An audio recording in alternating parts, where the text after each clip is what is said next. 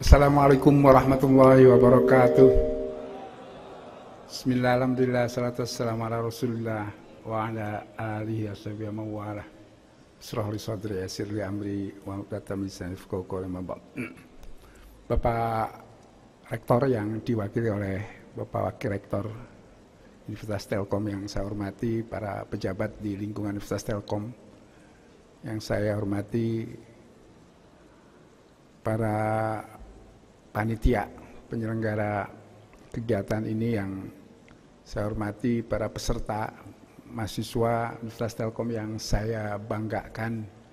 Terlebih dulu mari kita bersama-sama menjadikan syukur kehadirat Allah Subhanahu wa taala atas segala rahmat dan karunia yang senantiasa kita terima, yang begitu besar, yang kita semua yakin tidak akan ada seorang pun yang mampu untuk mengukurnya, baik secara kualitas maupun kuantitas.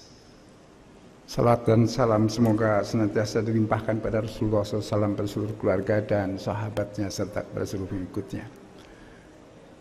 Para hadirin yang berbahagia, saya diminta untuk menyampaikan sebuah topik yang saya kira ini adalah sesuatu yang sebenarnya kita sudah sama-sama paham mengenai hal ini.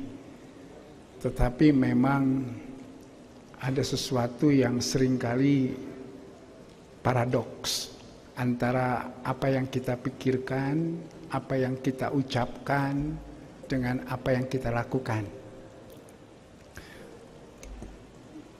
Saya mencoba menyampaikan bahwa anti korupsi itu sebetulnya bermula dari kampus ini, dari sebuah kampus. Karena di kampus itu sebetulnya kita sudah menjalankan prinsip-prinsip yang sama persis dengan anti korupsi. Kita sudah paham itu.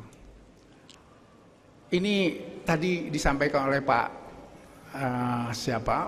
Haryono, bahwa when wealth is lost, nothing is lost. When health is lost, something is lost. When character is lost, all is lost. Dan ini saya coba banyak orang mengganti karakter ini dengan integriti, karena memang salah satu dari karakter itu adalah integritas. Integritas itu adalah komitmen terhadap kebenaran meskipun sedang berdiri sendirian. Artinya tidak ada orang yang melihat, tetapi godaan di sana banyak, tapi kita tetap berada pada aturan yang. Dan Albert Einstein, saya kira kita semua tahu, yang penting menurut dia bukan menjadi orang yang sukses, tetapi yang penting adalah menjadi orang yang memiliki value, dan value ini antara lain adalah integritas. Jadi saya merasa bahwa kalau kita memiliki integritas maka kita akan sukses, tapi tidak semua orang sukses akan memiliki integritas. Kemudian pemimpin bangsa dan tokoh masyarakat sebagai agen pembangunan, perubahan, itu adalah lulusan perguruan tinggi. Oleh karena itu, kalau kita bangun mereka anti korupsi sejak di kampus, maka mereka akan menjadi tokoh anti korupsi. Tetapi kalau sudah melakukan kegiatan yang sama dengan korupsi, maka dia pun akan melanjutkannya. Dan perilaku selama pendidikan di kampus ini akan dilanjutkan menjadi perilaku di masyarakat umum. Kalau dia suka nyontek, ya nanti juga kira-kira akan sama seperti itu. Oleh karena itu, untuk membentuk masyarakat yang berintegritas, antara lain masyarakat anti korupsi, ya maka kampus ini harus dijalankan dengan kehidupan berintegritas. Dan tentu saja kampus integritas ini harus dijalankan oleh semuanya.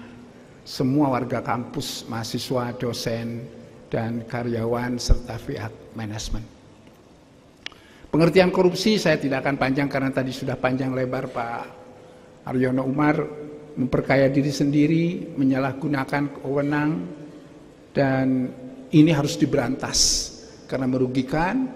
Dan hal yang penting juga adalah perlu digolongkan sebagai kejahatan.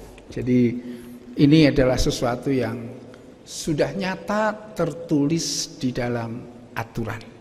Saya tidak mengada-ada, semua saya ambil dari literatur aturan. Lalu Permen PAN Dan reformasi birokrasi menyampaikan suatu pedoman umum tentang fakta integritas yang meminta kepada semua pejabat negara menandatangani fakta integritas. Saya juga ikut menandatangani itu. Dan itu ditandatangani di depan menteri.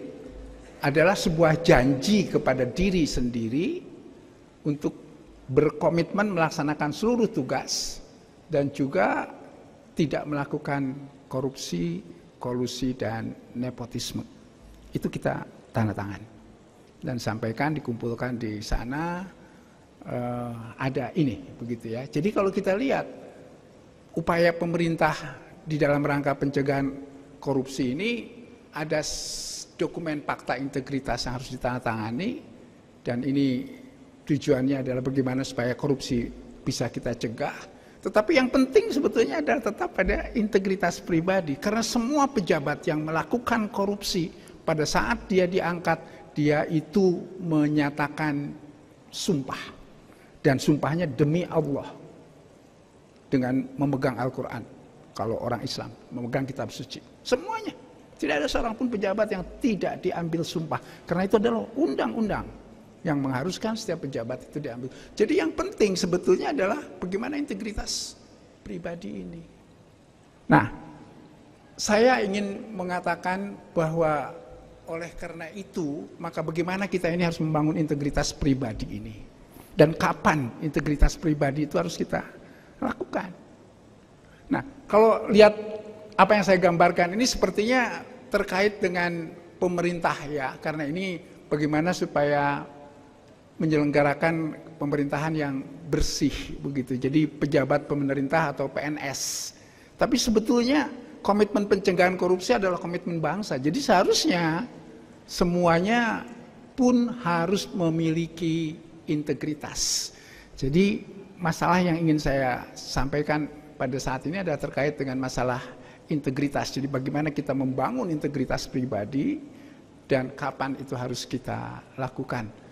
Dan saya kira pendidikan di rumah, pendidikan anak usia dini, pendidikan dasar, pendidikan menengah, dan juga pendidikan tinggi, ini harus secara bersama-sama menjalankan program kerja yang sistematik agar pencegahan korupsi bisa kita lakukan. Dan sekali lagi, semua yang menjadi pejabat, semua yang melakukan korupsi itu adalah pernah bersekolah. Saya rasanya belum pernah dengar, kalau kita lihat ya, para pejabat-pejabat yang melakukan korupsi itu tidak sekolah sebelumnya. Mereka adalah sekolah. Oleh karena itu, pada saat saya bertemu dengan para pimpinan perguruan tinggi, saya bilang mereka itu adalah mahasiswa kita. Jadi siapa yang bertanggung jawab dengan kelakuan seperti itu? Ya kita, karena itu hasil didikan kita. Tapi saya tidak mendidik korupsi. Iya pasti, korupsinya tidak dididik, tetapi lupa bagaimana kita memasukkan pemahaman tentang anti korupsi di kampus ini. Ini yang saya kira penting. Dan lingkungan sekitar juga ini akan mendukung. Makanya jangan sekali-kali kita mendekati para koruptor. Jangan sekali-kali kita kenal dengan mereka, karena tadi Pak Haryono juga menyampaikan bahwa itu akan bisa terlibat. Oleh karena itu pendidikan di perguruan tinggi juga harus betul-betul diarahkan kepada pendidikan yang berintegritas. Sedemikian sehingga dia bisa pada gilirannya akan menghasilkan para patriot anti korupsi.